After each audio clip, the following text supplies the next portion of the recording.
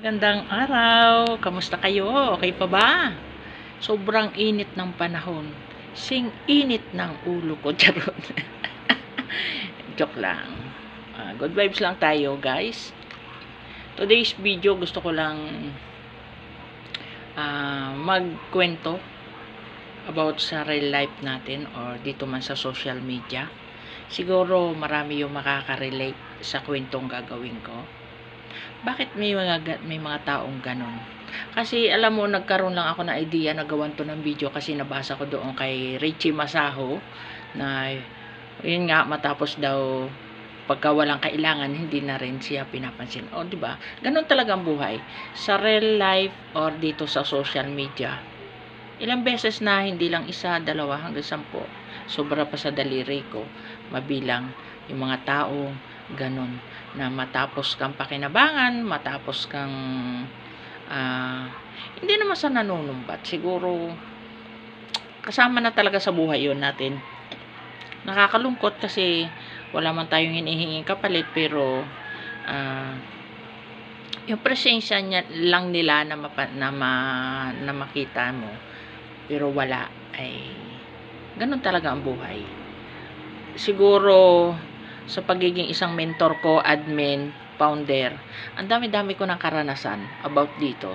Kaya ako minsan sabi ko nga, bakit ganun? Gusto ko lang rin naman tumulong. Pero yung tao ko lang rin nasasamaan loob.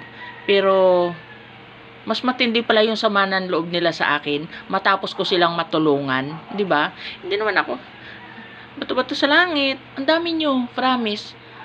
Hindi ko maisa-isa, pero ang dami nyo dito sa real life. Dami nyo, promise.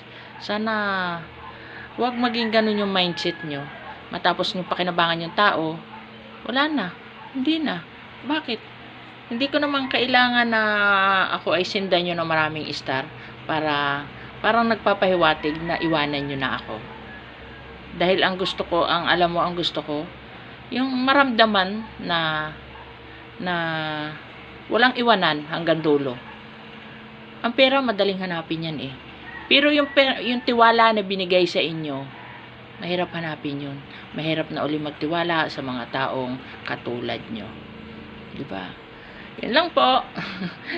Love you sa aking mga Love Alive family, sa aking mga Pioneer 1, Pioneer 2, Pioneer 3, Pioneer 4, Pioneer 5, Pioneer 6. Kung sino may naiwan dyan, na hindi ako iniwan. Thank you so much. God bless, more blessings, and good luck sa journey natin dito. Patuloy lang tayo. And love you sa mga hindi iniwan ako.